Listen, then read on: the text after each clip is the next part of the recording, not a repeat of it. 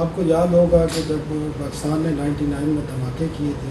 تو نواز شریف اس کے بعد سے آج تک کہتے آتے ہیں کہ امریکہ نے ہم پہ دباؤ ڈالا تھا، ہمیں روکا تھا دھماکے نہ کریں، اور ہم اتنا بجٹ دیتے ہیں، وہ بھی آفیشیل سیکرٹ ایکٹ میں آتا ہے، تو وہ کارروائی بھی بنتی ہے، اسی طرح کا آفیشیل سیکرٹ ایکٹ لاگو ہوگا۔ تیسرا سوال یہ ہے کہ 22 دن رہ گئے ہیں آپ کی حکومت کو، اور مختلف باتیں آ رہی ہیں کہ 12 اگست کی رات سے پہلے اسمبلی توڑ دی جائے گی، تو آپ کی وزارت نے کیا رائے دی ہے؟ اگر پہلے توڑ دیں تو کتنے دن میں الیکشن ہوں گے، اور اگر ٹائم پہ ختم ہوتے ہیں تو کتنے دن میں الیکشن ہوں گے، اور یہ پروسیس کب سے شروع ہوگا نگران سیٹ اپ کی کنسلٹیشن؟ آخری سوال کا جواب پہلے دے دیتا ہوں تاکہ حافظہ ذرا تھوڑا ٹھیک رہے۔ یہ نہ میری رائے کی ضرورت ہے نہ کسی وزارت کی رائے کی ضرورت ہے، آئین میں لکھا ہوا ہے۔ آئین میں درج ہے کہ اگر اسمبلی اپنی مدت پوری کرتی ہے تو الیکشن کمیشن 60 روز کے اندر انتخابات کروائے گا، اور اگر کسی وجہ سے اسمبلی تحلیل ہو جاتی ہے اور اس کا ٹائم نہیں دیا گیا کہ وہ 10 روز پہلے ہو، 3 روز پہلے ہو یا 4 ماہ پہلے ہو، اس صورت میں آئین یہ کہتا ہے کہ انتخابات جو ہیں وہ 90 روز کے اندر ہوں۔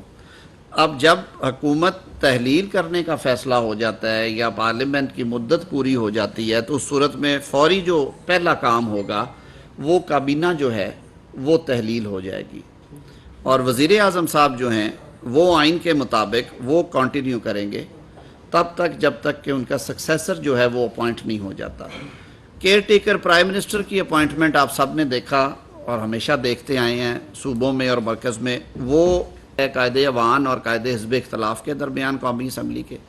اگر ان پہ اتفاق رائے ہو جائے تو وہ شخص جو ہے وہ مقرر ہو جائے گا وزیر۔ سر وہ جس وقت اسمبلی یا مدت پوری کرے گی یا تحلیل ہوگی، آئین کی روح سے اس سے پہلے وہ نہیں ہوتی کنسلٹیشن، اسی لیے اس میں وہ 3 روز کا 4 روز کا ٹائم دیا گیا ہے کہ اگر پہلے 24 گھنٹے میں وہ نہیں یہ کام ہوتا تو پھر ایک کمیٹی بنتی ہے جس میں اپوزیشن اور حکومت کے برابر نمبرز ہوتے ہیں، وہ کمیٹی کو وہ 2 نام بھیجتے ہیں، دونوں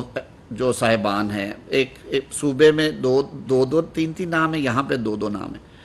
اس پہ اگر کمیٹی کا اتفاق ہو جائے ان میں کسی ایک نام پہ تو پھر وہ نام ہی فائنل ہو گیا، اگر نہیں ہوتا تو نام بھجوا دیے جاتے ہیں الیکشن کمیشن آف پاکستان کو، پھر پورا کمیشن بیٹھتا ہے اور وہ میجورٹی کے ساتھ 5 رکنی کمیشن 3 رکن جو ہیں اراکین کی میجورٹی کے ساتھ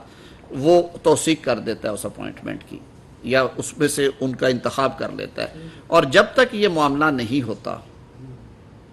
تب تک جو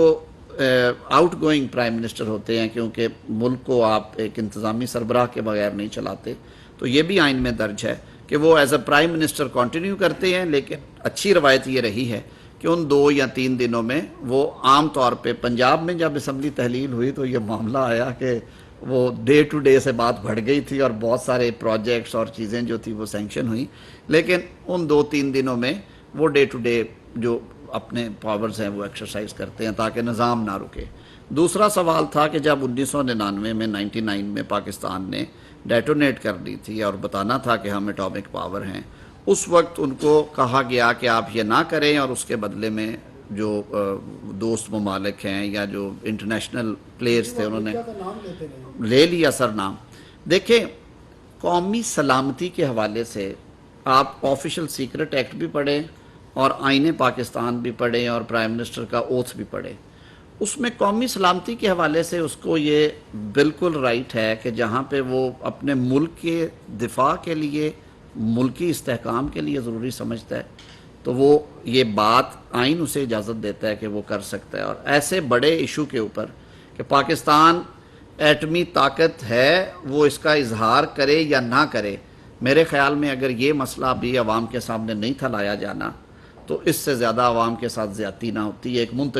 ایک منتخب حکومت میں۔ تو انہوں نے اپنا وہ استحقاق بھی استعمال کیا، انہوں نے ایک قومی لیڈر کے طور پہ، قوم کے ایک الیکٹڈ سربراہ کے طور پہ قوم کو اعتماد میں لیا کہ یہ 2 رستے تھے ہمارے پاس، اس میں سے حمیت کا، ملکی استحکام کا، ملکی دفاع کا تقاضا یہ تھا کہ ہم یہ رستہ چنتے، تو میں آپ کی عدالت میں یہ چیزیں رکھ رہا ہوں تاکہ آئندہ آنے والے وقتوں میں جب کبھی انتخاب کا وقت آئے یا فیصلے کا وقت آئے تو میں ریکارڈ پہ درست رہوں۔ انہوں نے کوئی اپنی حکومت بچانے کے لیے، کسی عدم اعتماد سے بچنے کے لیے قومی اسمبلی کو رات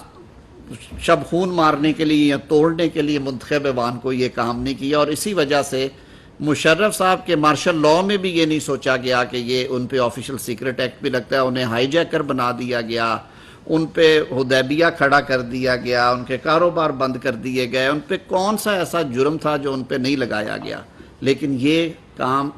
مارشل لاء میں مارشل لائی حکومت نے بھی نہیں کیا، اس لیے نہیں کیا کہ انہوں نے یہ جو اعلان تھا وہ قومی سلامتی کے حوالے سے اور ملکی استحکام کے حوالے سے کیا تھا۔ رائے آپ نے دی ہے اور ایک وہ جی رانا ثناء اللہ صاحب کی وہ دیکھیں، انہوں نے اچھا کیا،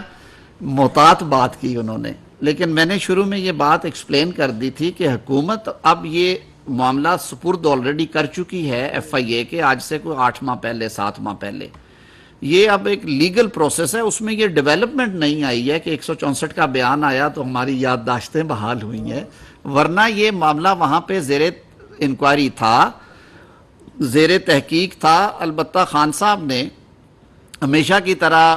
انویسٹیگیٹنگ ایجنسی کو جواب دینے کی بجائے اسٹے لینا مناسب سمجھا،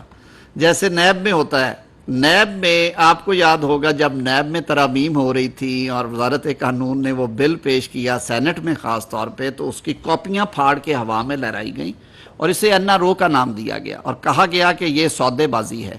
تاریخ گواہ ہے کہ اس قانون کے تحت جو پاکستان مسلم لیگ نون کی قیادت ہے، اس نے بریت نئے قانون کے تحت نہیں لی۔ محترمہ مریم نواز شریف صاحبہ کی ہائی کورٹ سے بریت پرانے قانون پہ ہوئی، ریکارڈ کے اندر ہے، ججمنٹ میں لکھا ہوا ہے کہ انہوں نے کہا کہ ہم نئے قانون پہ بحث نہیں کر رہے۔ احسن اقبال صاحب کو بری کیا اسلام آباد ہائی کورٹ نے، انہوں نے کہا جی میں نئے قانون پہ بحث کر رہا ہوں، پرانے قانون پہ کر رہا ہوں، نئے قانون کا بینیفٹ نہیں لوں گا۔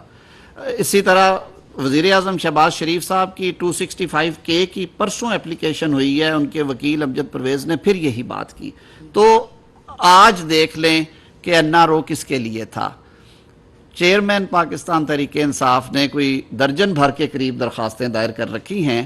امینڈڈ نیب لاء کے تحت کہ یہ مجھے اس طرح نہیں بلا سکتے، یہ مجھے یہ نہیں کہہ سکتے، یہ مجھے یہ نہیں کر سکتے۔ سر وہ توشہ خانہ کیس میں بھی عمران خان پیش بھی ہو رہا ہے، اس میں قانون کیا کہتا ہے؟ دیکھیں نان کوآپریشن کے اوپر گرفتاری ہو سکتی ہے، وہ پرانے قانون میں تو بہت انفیٹڈ پاورز تھیں، لیکن نئے قانون کے تحت بھی اگر کوئی شخص قانون کا مذاق اڑائے گا، تفتیشی ادارے سے کوآپریٹ نہیں کرتا اور آگے ہنس کے دکھا دیتا اور کہتا نہیں آندہ میں، تو پھر ظاہر ہے تفتیشی ادارے کے میں آپ کہہ رہے ہیں گرفتاری ہو سکتی ہے، اس لیے ہو سکتی ہے کہ اگر وہ کوآپریٹ نہیں کریں گے، اگر وہ پیش نہیں ہوں گے۔ ایک تو ہے نا توشہ خانہ کا عدالتی مقدمہ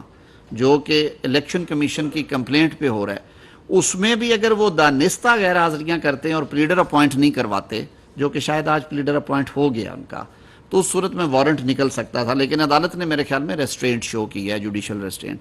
جو توشہ خانہ نیب انکوائری ہے، اس میں بھی اگر وہ کوآپریٹ نہیں کرتے اور بارہا نوٹسز کے باوجود وہ نہیں جا رہے اور وہ جواب دینے کو تیار نہیں ہیں کہ وہ پروسیڈز میں نے کہاں اور جعلی رسید کیوں بنائی، اور جو ان کے وہ ہار ہے دوسرا جو نیکلس ہے گراف کمپنی کا جس کی قیمت جو ہے وہ کروڑ ہا میں بلکہ وہ اربوں میں جاتی ہے رقم، کوئی ملین ڈالرز کے حوالے سے ہے، میرے پاس ایگزیکٹ اماؤنٹ نہیں ہے، but it's a very serious affair